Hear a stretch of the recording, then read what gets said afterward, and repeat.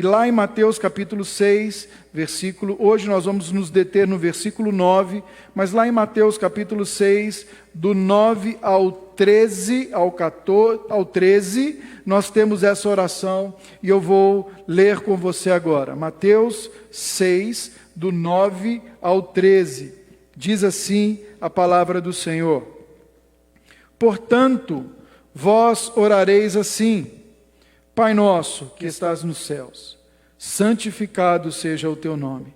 Venha o teu reino, faça-se a sua vontade, assim na terra como no céu. O pão nosso de cada dia dá-nos hoje, e perdoa-nos as nossas dívidas, assim como nós temos perdoados os nossos devedores.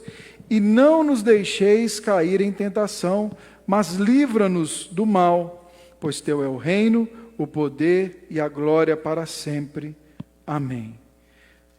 Essa é a oração do Pai Nosso. Hoje nós vamos focar no versículo 9. Portanto, vós orareis assim: Pai nosso que estás nos céus, santificado seja o seu nome. Vamos orar mais uma vez? Senhor, nós temos vários desafios nesse tempo.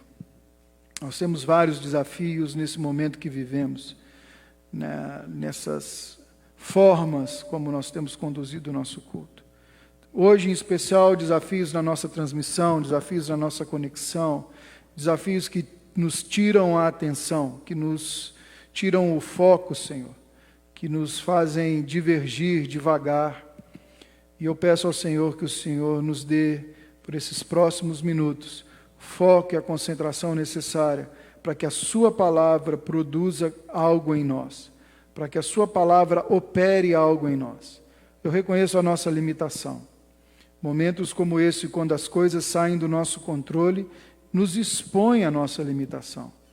Mas eu também reconheço que o Senhor vai além dessa limitação. O Senhor alcança os corações. Além da eloquência, além da oratória, além de todo o preparo, existe o teu Espírito que aplica essa palavra para o nosso coração, da maneira como o nosso coração precisa recebê-lo, Senhor. Então essa é a minha oração, que nós estejamos hoje sensíveis à tua voz, sensíveis ao Senhor, que o nosso coração esteja pronto e focado em ouvir a tua palavra, em nome de Cristo Jesus. Amém e amém. Esse texto que nós acabamos de ler, ele está num contexto mais geral do Sermão do Monte.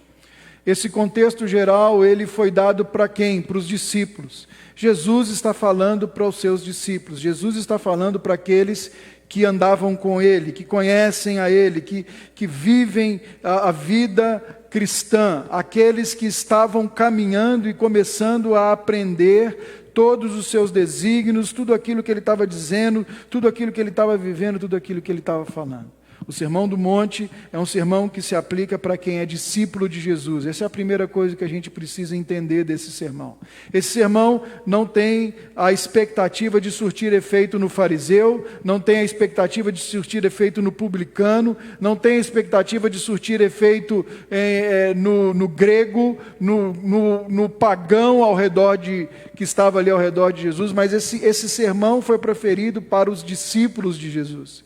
Esse sermão é um ensino de Jesus para aqueles que caminhavam com Ele, para aqueles que já tinham uma relação com Ele. Quando a gente olha um pouquinho mais particular, nós vamos ver que o Sermão do Monte, o John Stott vai dizer para a gente, é o sermão que vai tratar da ética do cristão.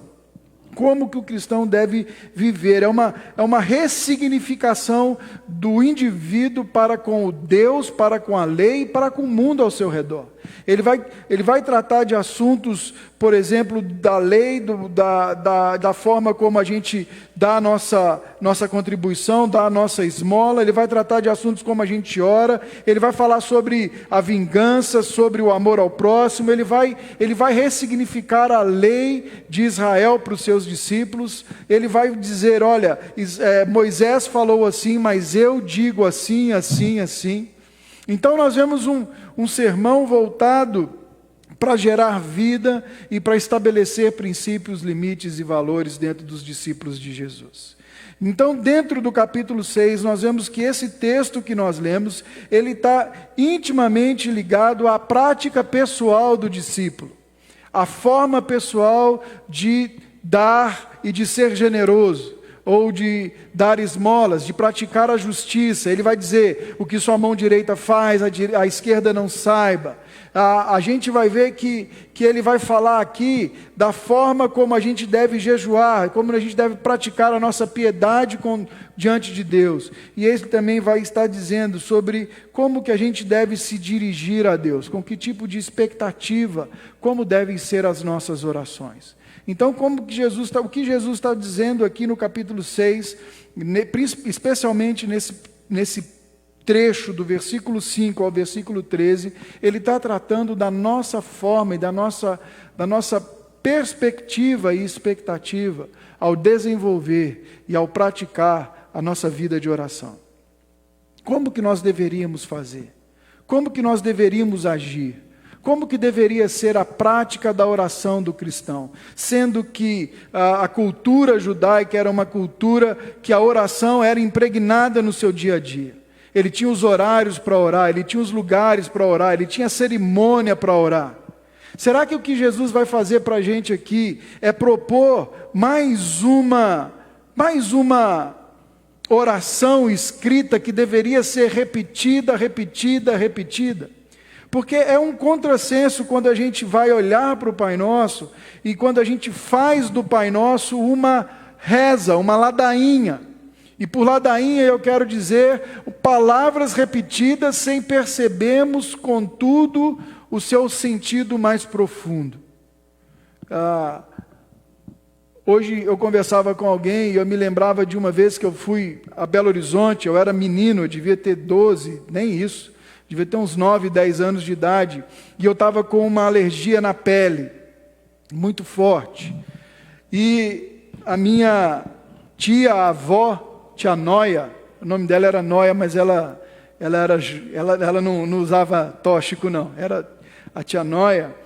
Ela resolveu e convenceu a minha avó, dona Cecília, a me levar numa benzedeira, para que a benzedeira tirasse esse que ela chamou de cobreiro. E aí quando eu cheguei lá, hoje conversando com o casal que almoçou com a gente, eu me lembrei dessa história. Ela pegava uma pena, passava num óleo e ficava passando naquela alergia, rezando o Pai Nosso bem baixinho. Uma oração que serve para tudo. Para qualquer momento de dificuldade, a pessoa vai lembrar do Pai Nosso. Até para achar que os pecados dela vão ser perdoados, quando ela vai lá confessar os seus pecados, a pessoa diz: se você orar 50 Pai Nossos, isso aí é uma penitência. Então nós temos uma oração dada por Jesus que virou de penitência a salvo-conduto para nós. Mas será que essa era a intenção do Senhor? Porque Ele acabou de condenar a vã repetição. Ou será que o que Jesus estava propondo para os seus discípulos aqui era um conjunto de princípios que norteariam não apenas uma oração, mas uma vida de oração? Um conjunto de valores que norteariam não apenas uma forma de se repetir as coisas, norteariam a maneira de eu fazer, mas princípios que precisariam estar profundamente arraigados no meu coração, para que em qualquer momento, em qualquer dia, de qualquer forma, quando eu me chegasse diante do Senhor, eu orasse segundo esses princípios. Será que não era isso que o Jesus estava propondo para os seus discípulos? Então, nesses próximos domingos, nós vamos tentar olhar para essa oração. Quando a gente olha para a oração, se você tiver a sua Bíblia e você puder olhar para a oração, você vai ver que ela tem uma estrutura muito definida, muito bem definida. Ela começa no versículo 9, a primeira parte do versículo, ela começa com uma invocação. Pai nosso que estás no céu. Essa é a invocação, ela é geral. É um preparo para a oração. É um prelúdio da oração. Depois essa oração ela é dividida em 6 petições. Essas 6 petições estão divididas em 2 categorias. A primeira categoria fala sobre Deus, é para que Deus glorifique a si mesmo. Você vai ler lá no versículo 9: santificado seja o teu nome, a primeira petição. Venha o teu reino, a segunda petição. Faça-se a sua vontade na terra como no céu, a terceira petição. Essas três petições, essas três preces estão envolvidas com Deus sendo glorificado, com Deus glorificando a si mesmo. E depois ele começa as outras três preces que têm a ver com a nossa relação com Deus, com as nossas necessidades pessoais, com a nossa relação cotidiana. Ele vai dizer: nos dê o pão cotidiano. A tradução em Lucas capítulo 11 é: o pão cotidiano dê-nos. O pão do dia a dia, nossa necessidade pessoal, dá-nos. Perdoa-nos as nossas dívidas e não nos deixe cair em tentação. Então nós temos, mas livra-nos do mal. Nós temos aqui as outras três petições dessa oração. E nós temos então a conclusão: pois teu é o reino, teu é o poder, teu é a glória, para sempre. Amém. Nós temos o amém, nós temos o final. Então nós podemos afirmar com certeza que Jesus estava propondo e apresentando para os seus discípulos uma coletânea de princípios que deveriam ser entendidos e deveriam ser diariamente aplicados na nossa vida de oração. Deveriam fazer parte da nossa relação de oração com Deus. A oração do Senhor, como de fato toda oração, ela é uma carta enviada da terra para o céu. Aqui está o destinatário da carta, o nosso Pai que está no céu. O endereço dele está no céu. O assunto vem em várias petições e a finalidade de estarmos escrevendo é o seu reino. O amém, e se você quiser, a data também é de agora e para sempre, por toda a eternidade. Nós oramos e buscamos ao Senhor. Essa é uma citação de um comentarista chamado Matthew Henry. Então hoje nós vamos ver pelo menos duas coisas aqui, irmãos. Primeiro, um problema que a gente tem com essa oração. E depois nós vamos ver, na primeira parte da oração ou da invocação, algumas implicações ao dizermos Pai Nosso que estás nos céus. E por fim vamos tentar aplicar isso na nossa realidade. Começamos então com o problema. Qual é a grande dificuldade, o grande problema que a gente enfrenta hoje com relação ao Pai Nosso? É o problema da familiaridade. Essa oração, ela tem sido respondida, ela tem sido falada, ela tem sido proclamada, ela tem sido dita ao longo dos séculos em todos os credos cristãos, em todas as denominações cristãs. Nós estamos tão familiarizados com essa oração que a gente deixou de perceber o que existe por trás de cada um desses princípios. Esses princípios deixaram de afetar a nossa vida de forma profunda. O Pai Nosso virou vã repetição. Muitas das vezes, o que nós fazemos ao orar essa oração que Jesus nos ensinou é quase como que um desencargo, um desencargo de consciência. Não consegui orar hoje, não tenho muitas palavras, então eu vou ali e eu faço então essa reza. Pai Nosso que estás no céu, santificado seja o teu nome. O lutador de MMA faz essa oração antes de tomar uns tapas. O jogador de futebol faz essa oração antes de sair do gramado ou entrar no gramado. O bandido faz essa oração antes de botar a arma na cabeça de alguém e fazer um assalto. Ela virou algo vulgar, se eu posso dizer, usar essa palavra. Ela virou, como a gente diz, arroz de festa. Ela virou uma coisa que nós não entendemos mais a importância. Nós sequer não pregamos mais sobre isso. Nós sequer olhamos para essa oração durante o nosso dia, durante nossas semanas, com a profundidade que ela exige. O Pai Nosso são princípios de Deus profundos que, se aplicados em nós, vão nos levar àquele lugar que nós lemos aqui quando começamos o culto do Salmo. vão nos levar naquela certeza de que no dia da adversidade o Senhor há de nos recolher. Vão nos levar a caminhar e a aplicar todas as verdades bíblicas, porque aqui nós temos todas essas verdades sendo colocadas de forma que nós podemos responder ao Senhor. Martin Lloyd-Jones, ele falando sobre esse assunto, ele diz assim: o mundo inteiro tem fome de experiência espiritual e Jesus nos dá o meio de satisfazê-lo em poucas palavras. E ele diz assim: vocês não gostariam de ficar face a face com o Pai e o Rei do Universo todos os dias, derramar o coração diante dele e sentir que ele o ouve e ama? Pois bem, tudo está nessa oração. Então, nosso primeiro problema é a familiaridade. E aí ele continua dizendo: mas onde responderemos? Ela é tão familiar para nós que nós não conseguimos mais percebê-la direito. Nós não conseguimos mais vê-la direito. Mas tudo o que necessitamos está dentro dessa oração e dentro dessas letras que Deus deixou, que Jesus deixou para nós. E ela começa com uma invocação. E essa invocação, você vai ver que no versículo 9, é uma resposta àquilo que Jesus está falando anteriormente, porque ela começa com um portanto.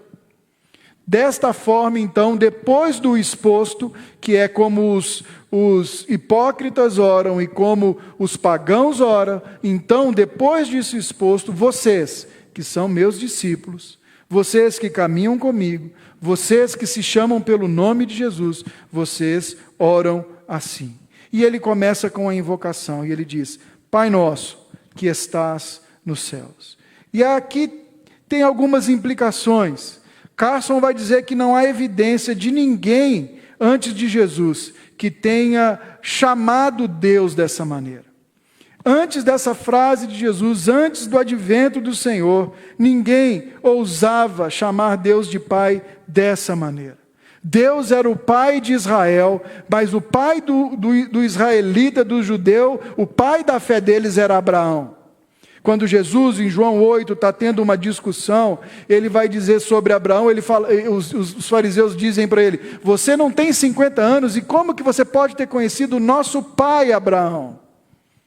Para ele, a figura de pai, havia Deus, mas a figura do pai era Abraão, era o patriarca, era Jacó, era o patriarca. Jesus traz Deus para uma intimidade e percepção da vida dos seus discípulos. Os judeus não chamavam Jesus dessa maneira. Se você voltar um pouquinho a folha da sua Bíblia, você vai chegar no versículo 16 do capítulo 5, é a primeira vez que vai aparecer aqui, quando Jesus diz assim: brilhe também a vossa luz diante dos homens, para que vejam as suas boas obras e glorifiquem o vosso Pai que está no céu.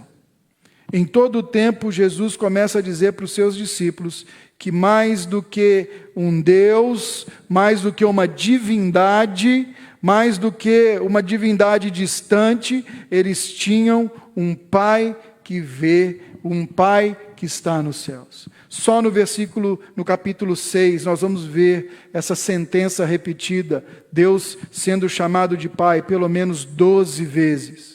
No capítulo 6, você vai ver que o Pai te vê em secreto, o Pai te percebe em secreto. O Pai sabe das suas necessidades. Ele vai falar isso 2 vezes no capítulo 6. Ele fala isso primeiro quando ele está dizendo que nós não devemos repetir as orações. E ele vai dizer lá: não vos inquietais, porque o Pai sabe de todas as suas necessidades. O Pai sabe de tudo que você precisa. Ele vai dizer que o Pai nos perdoa, que o Pai nos recompensa, o Pai nos abençoa, o Pai nos sustenta. Então, no capítulo 6, nós vamos ver Jesus trazendo essa imagem do Deus Pai. E a primeira implicação dessa sentença é isso, é que Jesus nos mostra uma nova dinâmica de relação com Deus.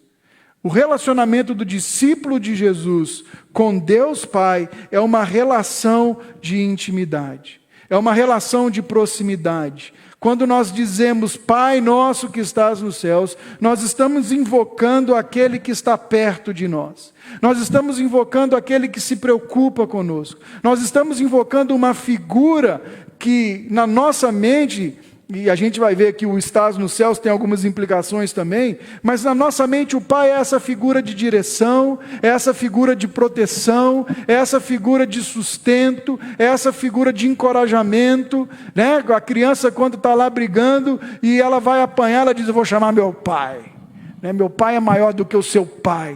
A gente tem essa admiração que existe, então há um chamado, uma invocação a um relacionamento. Não é como os hipócritas, para as pessoas verem, impessoal, e nem como o pagão, também extremamente impessoal, mas é uma oração, uma relação que nos leva a um lugar de intimidade, aonde você pode ser você mesmo, aonde você não precisa escolher palavras, aonde você não precisa escolher as frases corretas para usar, para dizer, você pode ser você mesmo. Um lugar onde você não precisa querer impressionar. Um lugar onde você não precisa querer provar algo para o seu Pai que está nos céus. É muito interessante quando a gente está em alguns ambientes e aí você pede para alguém orar, a pessoa muda a entonação da voz, muda a postura, muda todas as coisas como se fosse algo diferente, como se fosse ruim ser você mesmo diante de Deus. A primeira coisa que nós precisamos entender é que Deus nos chama para um lugar de intimidade. Ele nos vê em secreto, Ele percebe em secreto. Sabe, eu não consigo imaginar na nossa oração você chegando diante do Senhor com seu coração apertado, angustiado, tenso, triste, tendo que fingir para Deus que está tudo bem.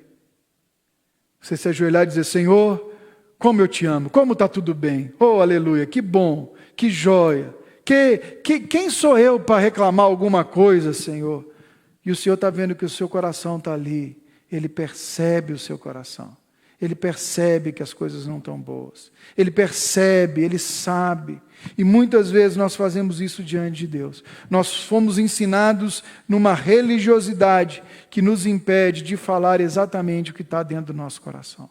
É como se a gente fosse ofender a Deus, se nós disséssemos: Senhor, eu não estou entendendo isso que está acontecendo. Senhor, eu não concordo com isso que está acontecendo. Senhor, isso não faz parte daquilo que eu penso, do que eu acho, Senhor. Senhor, não deveria ser assim, Jesus. Eu não sei por que o Senhor fez isso. O Senhor poderia me explicar por que o Senhor fez isso?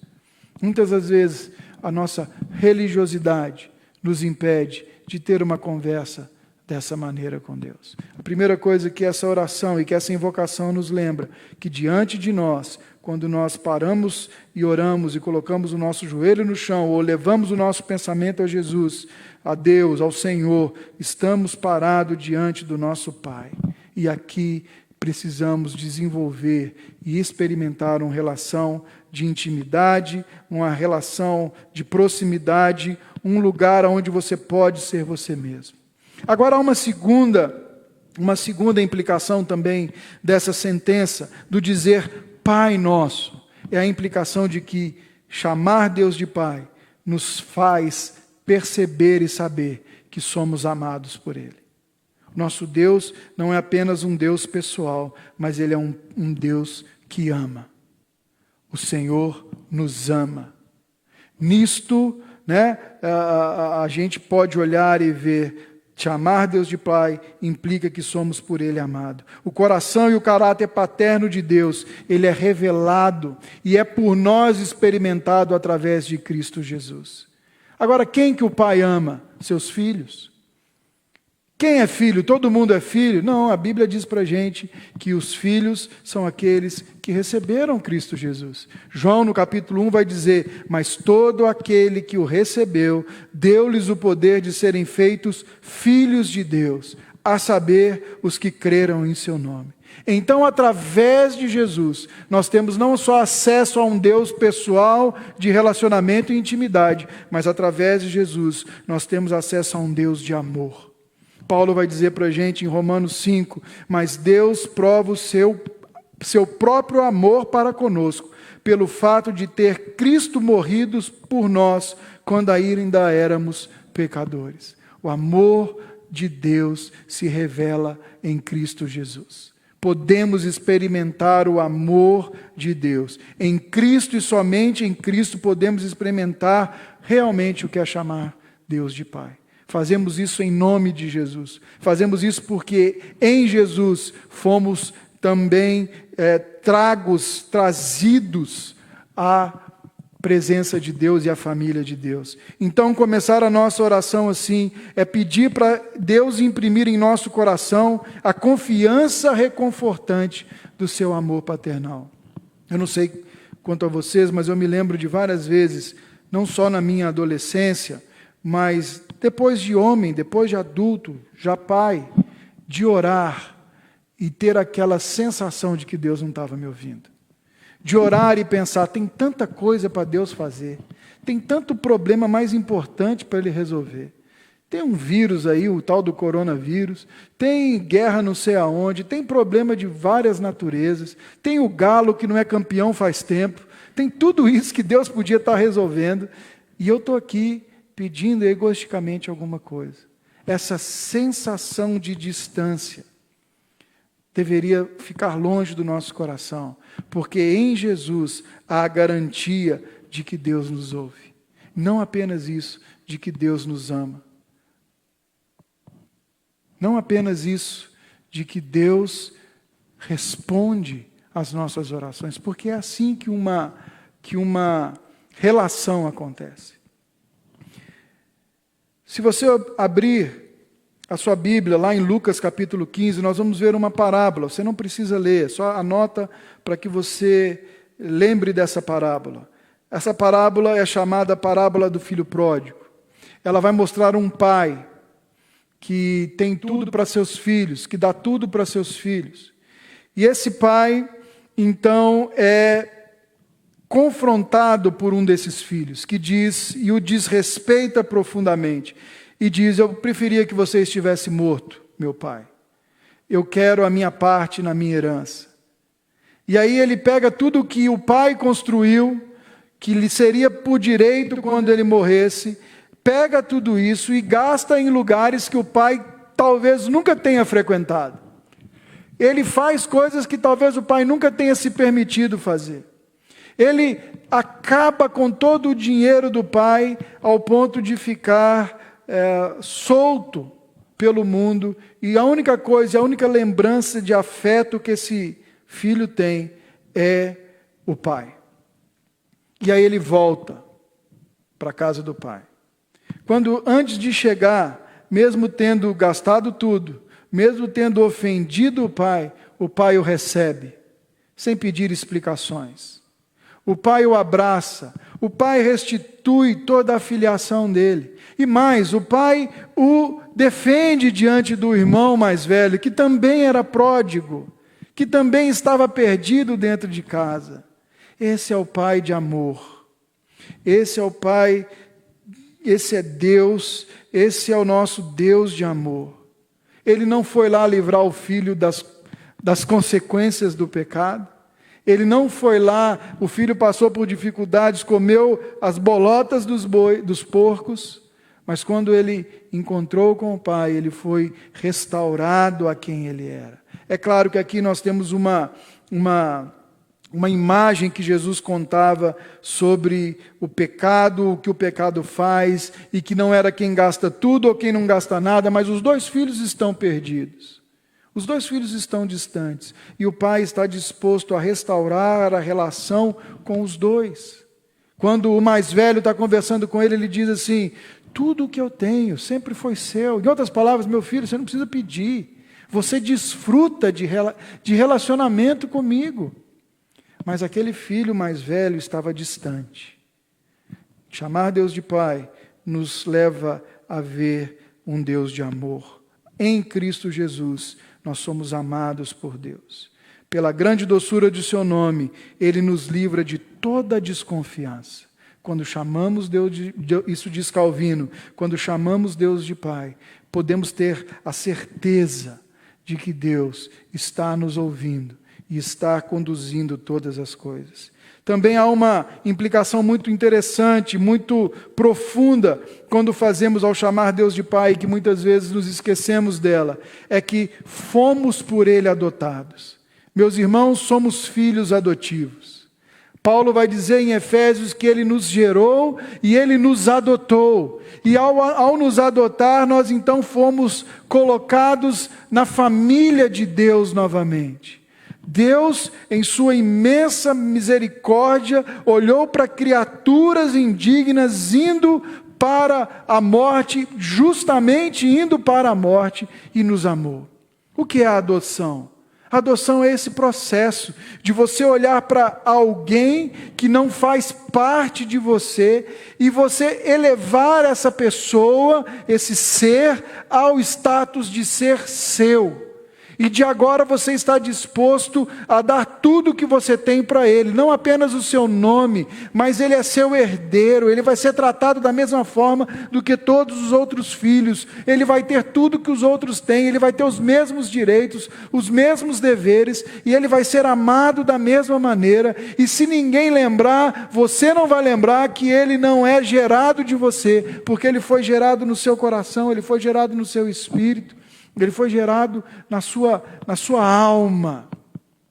É assim que aconteceu conosco. Paulo vai lembrar disso para a gente em Romanos 8, 15, 16 a 17. Ele diz assim: porque vocês não receberam um espírito de escravidão para viverem outra vez atemorizados, mas receberam o espírito de adoção, pelo qual clamamos, Pai. Pai. Clamamos, Pai. O próprio Espírito confirma ao nosso espírito que somos filhos de Deus.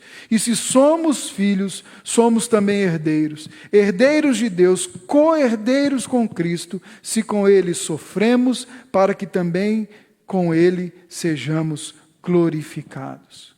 Aos Efésios ele vai dizer, nós somos família de Deus. Fomos por Deus adotados. A doutrina da adoção, nossa filiação, agora nos coloca ao alcance, como diz Paulo aos Efésios, de toda sorte de bênçãos celestiais. Essa filiação também nos permite, meus irmãos, desfrutar e receber toda a sorte de bênçãos que o Senhor tem para nós. Uma herança que está à nossa disposição de forma incorruptível. Uma herança que ninguém vai roubar. Olha que maravilha, somos filhos do rei, aleluia, né? Mas essa herança, esse filho, esse espírito de adoção, também nos permite partilhar dos sofrimentos de Cristo. Esse espírito de adoção não nos isenta de partilhar da luta, partilhar da dificuldade, partilhar do problema, partilhar do momento ruim, passar pelo vale da sombra e da morte, porque o nosso irmão mais velho também vivenciou isso. Mas nós sabemos que essa filiação nos lembra que somos amados e que nada nem ninguém irá mudar essa verdade. Nada nem ninguém irá mudar essa verdade. Quando eu sempre conto essa história, nós criamos nossas filhas no sítio lá em Maringá, na base, e muitas vezes elas voltavam para casa todas sujas de barro. O que a gente fazia? Deixava de amar, deixava de ser filho, trocava, pegava uma criança limpa que está passando na rua e falava, agora você vai para lá. Não, o que a gente fazia?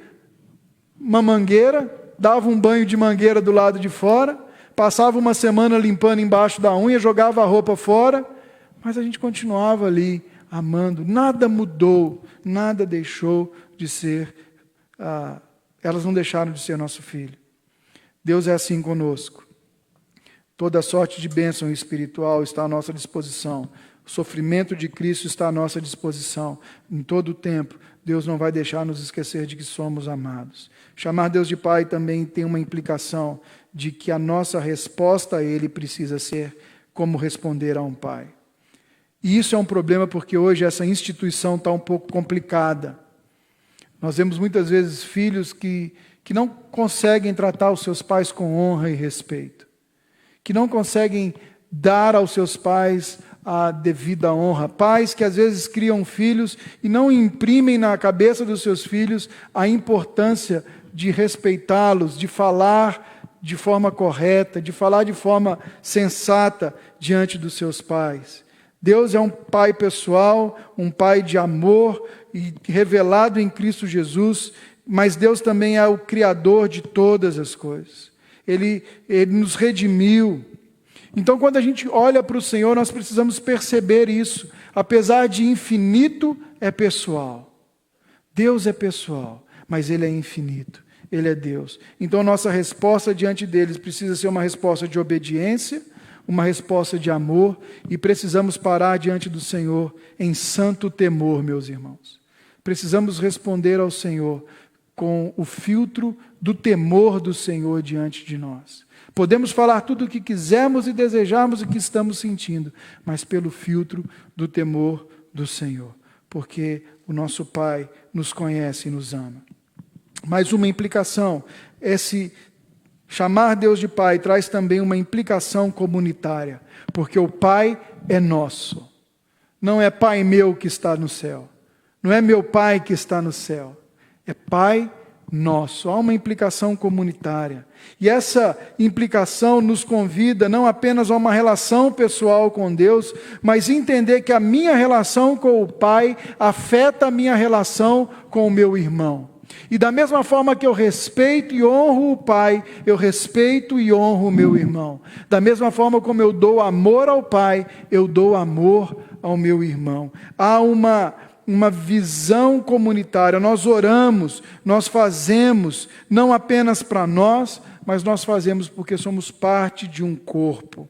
Nós amamos, cuidamos, zelamos, partilhamos sempre que a necessidade exija, Nós também confrontamos, nós convivemos em comunidade, selados em algo maior do que nós mesmos, selados em algo que foi feito por Cristo Jesus na cruz do Calvário. Enquanto contribuir e ofertar é feito observando uma realidade, poucas vezes eu vi alguém dar oferta para alguém que está bem financeiramente, cara que está lá com seu salário em dia, com todas as coisas, imagina, você chega lá na casa dele, ele tem um salário muito bom, e aí você chega com uma cesta básica e fala assim, olha, eu queria dar para você essa cesta básica, porque eu acho que vai te ajudar. Poucas vezes a gente vê isso. Eu não me lembro de ter visto isso. Mas quando a gente oferta, a gente assiste, a gente está vendo uma realidade, uma necessidade. Nós respondemos a ela. Agora, a oração é diferente. A oração você responde e você ora por uma pessoa. Independente do que ela tem e do que ela não tem, você ora por ela. Para um tempo como esse, meus irmãos, nós precisamos ser uma comunidade que realmente ora uns pelos outros, que se importa uns com os outros. Uma igreja, uma comunidade que ora pela cidade, que se importa com a cidade. Uma igreja que ora pelas pessoas e como indivíduos, leva isso a sério. Leva isso a sério. Há uma referência comunitária nessa oração. Ao nos ajoelhar, falamos com o nosso Pai que está no céu, mas ao ajoelhar também nos lembramos do nosso irmão. Nossa oração não deve ser, portanto, centrada somente em nós, mas ela precisa ter um caráter comunitário. E ele vai dizer que o Pai está nos céus.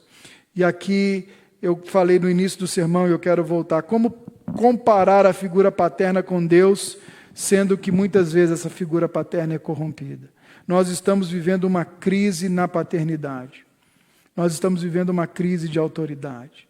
Nós estamos vivendo um momento onde homens não têm sabido exercer a sua influência e a sua paternidade dentro de casa. Nós estamos vivendo em momentos, e está aqui o nosso irmão Cassandro, que vai nos lares aí fazer afastamento de lares de homens que entram em casa alcoolizados e fazem estragos, meus irmãos. Como que você vai dizer para uma criança que Deus é pai, sendo que a imagem que ele tem de pai é esse homem que vai entrar alcoolizado, vai bater na mãe, vai espancá-lo? Como você vai dizer para alguém que foi pelo pai abusado que Deus é pai? Nós estamos vivendo uma crise de autoridade, mas Jesus nos lembra que esse Pai a quem nós nos referimos está nos céus. Não tem nada que se compare a Ele. Em Mateus 7, Jesus vai lembrar algo para a gente muito interessante. Ele diz assim, qual de vocês que o filho lhe pedir pão, lhe dará uma pedra? E aí ele continua dizendo, se vocês, pedir um peixe, lhe dará uma serpente. Aí ele fala, se vocês que são maus, sabem dar coisas boas a seus filhos, ainda mais o seu Pai que está no céu. Ainda mais o seu Pai que está no céu. Nós somos maus. Agora, eu quero falar aqui, meus irmãos, para você que é homem, para você que é pai, para que você que vai ser pai, a tua responsabilidade é muito grande diante da sua casa e dos seus filhos. Nós temos visto pais negligenciar isso aí. Nós temos visto os pais em crise de identidade, querendo ser amado pelos filhos, abrindo e afrouxando os limites. Nós temos pais que se sentem frustrados porque os filhos vieram numa hora que talvez colocou os sonhos pessoais dele de lado. E eles estão descontando isso nos seus filhos. Nós temos pais que não conseguem perceber qual é o papel deles. Então, meu irmão, você que é homem, que está me escutando hoje, você precisa ser o sacerdote da sua casa. Você precisa tomar as rédeas da sua casa. Você precisa apresentar os seus filhos diante de Deus, sua esposa diante de Deus. Você precisa ser aquele que traz a direção, que traz sua família para o prumo.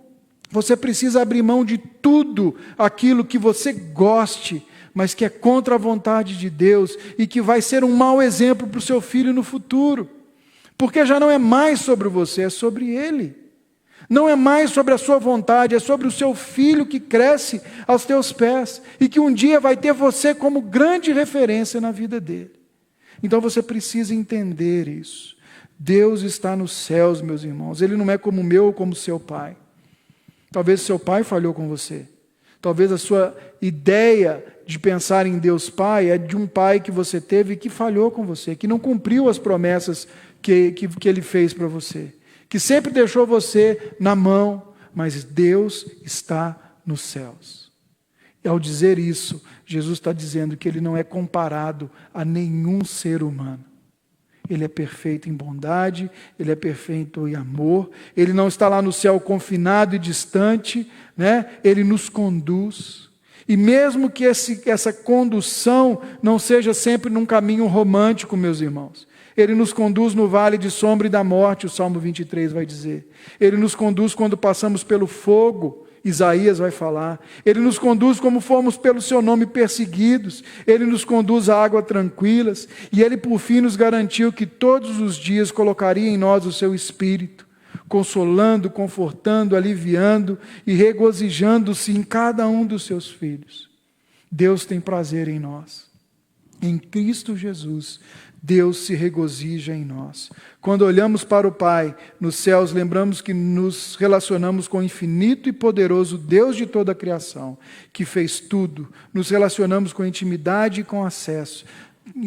Jeremias vai dizer que na nova aliança Ele se deixaria encontrar. Buscar-me-eis e me achareis. Deus vem ao nosso encontro. Serei achado de vós, diz o Senhor. E tudo isso aconteceu em Cristo Jesus. Essa é só a invocação da oração.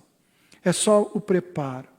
Quando você se ajoelhar para orar, lembre-se que você está diante do seu Pai que te ama. Como que esse entendimento afeta então a minha relação? E eu quero encerrar com pelo menos 3 pontos aqui para você. Primeiro, sempre que você dobrar o seu joelho, elevar os seus pensamentos, você está fazendo isso diante do Deus, do Senhor Todo-Poderoso, eterno, perpetuamente bendito, que se tornou seu Pai através de Cristo Jesus. Que não apenas sabe tudo por causa da sua onisciência, mas sabe cada uma de suas necessidades por causa da sua paternidade. Deus sabe as nossas necessidades porque Ele se relaciona conosco. E mais do que as necessidades, Deus nos dá, às vezes, muito mais do que a gente esperava que Ele nos desse. Ele nos surpreende, Ele nos abençoa, Ele tem prazer em abençoar seus filhos. Nós muitas vezes falamos de Deus que passa conosco no sofrimento, nos lembramos disso, e às vezes a gente fica temeroso em dizer que Deus tem prazer em abençoar seus filhos, mas Ele tem prazer em abençoar seus filhos. Deus é um Deus que faz, como diz Paulo, muito além de tudo que pedimos ou pensamos. O Martin Lloyd Jones diz que Deus quer nos abençoar muito mais do que a gente quer ser abençoado. Porque quando a gente quer ser abençoado, a gente normalmente é pontual, a gente está pedindo por uma necessidade. Deus está nos olhando por completo. E Ele às vezes permite, porque Ele quer nos abençoar por completo. E Ele faz as coisas. Ele nos abençoa com a sua presença. Ele nos abençoa com o seu amor, com a sua afeição. Em sua onipotência, esse capítulo 6 vai dizer para a gente que Deus está olhando para nós com santo amor. Deus sabe de cada uma das nossas necessidades. Você vai ver isso aqui no capítulo 6, leia depois. Ele te vê, Ele te percebe, Ele sabe das suas necessidades, Ele ouve os seus suspiros e Ele te ama com amor eterno. Quando você for orar, se lembre disso. Segunda aplicação que eu queria trazer para você. Deus é poderoso para fazer infinitamente mais do que pedimos ou pensamos. Nós não estamos aqui pregando uma teologia triunfalista ou uma teologia de prosperidade, mas nós não podemos negar que há prosperidade em Deus, que há prosperidade no Senhor. Eu não estou dizendo que toda vez que você se ajoelhar, Deus vai te dar o que você pediu, se você vai fazer troca com Deus, não é nada disso, porque se você estiver fazendo isso, você não entendeu diante de quem você está. Se você se ajoelha pedindo para Deus te dar, que você vai dar alguma coisa em troca, você não entendeu, porque não é assim a relação. A relação é do pai com o filho, é de proximidade, é de amor, é de afeto, é de troca, de receber amor, de dar amor, não coisas, mas Deus é poderoso para fazer infinitamente mais do que pedimos, do que pensamos. E por fim, nossas orações, portanto, não são um conjunto de vãs repetições, mas são um momento especial que nós paramos diante de nosso Pai para contemplá-lo antes de qualquer coisa. Nossa vida de oração, meus irmãos, para um tempo como esse, precisa ser uma vida que vai nos levar a conhecimento de Deus. Todos os dias, quando você se ajoelhar diante do Senhor, todos os dias, quando você parar diante do Senhor, você precisa ter seu coração cheio com esse Espírito que te leva a ter certeza de que você foi adotado. Com esse Espírito que te leva a clamar, Abba, Pai. Com esse Espírito que não se importa com o que vai dar ou com o que vai receber, mas esse Espírito que se levanta, extasiado por ter estado na presença daquele que te ama, incondicionalmente e perfeitamente. Deus é um Deus de amor. Quando Jesus nos convida a dizer, Pai nosso que estás nos céus, Ele convida-nos a preparar o nosso coração para o que Ele vai fazer e falar, principalmente aquilo que Ele vai desenvolver em nós.